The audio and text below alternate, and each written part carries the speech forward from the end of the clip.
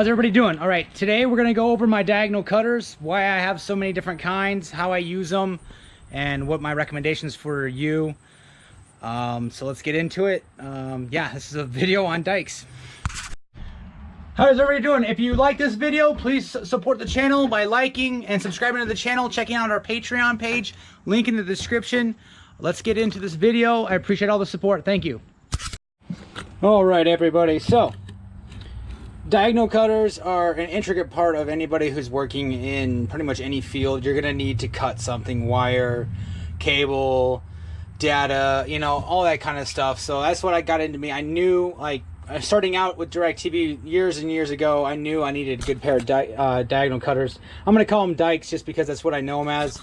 So if that bothers you, you can go ahead and click off the video. But these Dykes, they all have a great, you know, use. These right here, I will say, these Milwaukee ones, I don't use these. I kind of just pop up and I'm like, oh yeah, hey, yeah, I remember these are years old. I don't even think they sell these anymore. They do have a reaming on this, and they're larger, they're thick. They do cut, and they do have the shear right there. But as far as actually getting into the tight spot, I don't use these very often. These are like my backups. So super, I mean, they work, and when you need them to. Mostly just for cutting, you know, coax, really. They do have a pretty long blade, so if you need to get in there, but I mean, the angle on them, so I can get at the angle. So the small shot, pretty shallow angle, and they just, you know, they work for what they need to, but I don't use them very much just because you can't get into tight spots. So get those out of the way. I'll go from what I use the most to what I use the least. So what I use the most, obviously, are going to be my DeWalt's and my Knipex. And I'll go say it right now with my Kleins as well. These two right here are pretty much, you can see they're pretty much the exact same, give or take you know, a little extra material with the Kleins. But I will say Kleins, like, it took me a while to get these, and these are my backups to my Knipex. It took me a while to get used to them, so or using them while they actually do that, because you'll see these angled ones don't, because I don't use them very often, and these are actually my backups to my other ones.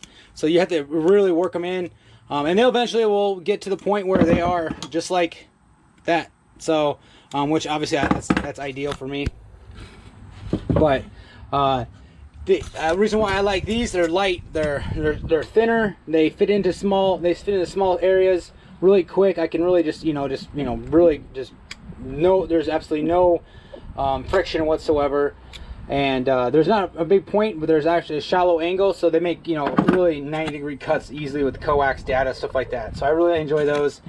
The DeWalt's I use as well, more along for zip ties and getting in. You can see how fine of a point it is, and there is an angle to it. You can see a little more of an angle. But I use these more of just pulling out nails, stuff like, you know, like brad nails, finishing nails, stuff like that. I reach for those, and they're great for coax. I will say the on the Knipex and the Kleins, they do not, the rubber handles do not come off. As far as, I actually had one Klein do it, but it was, the tool was really old, abused. So but these, I have a couple of pairs of these, but yeah, the rubber plastic overmold does twist and come off pretty easily. So that's I mean, that's kind of a cheap. These tools only cost you less than 20 bucks.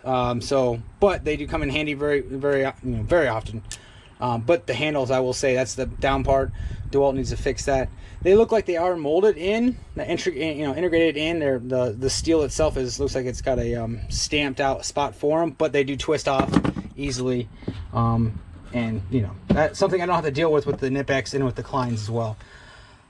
So yeah, next one will be the Klein. These ones I use, obviously, pretty much if I need to. They go into different bags. So I got a couple of Vito bags, so they stay different. They don't all in the same bag, obviously, but they work. These ones coax, data, wire, Romex.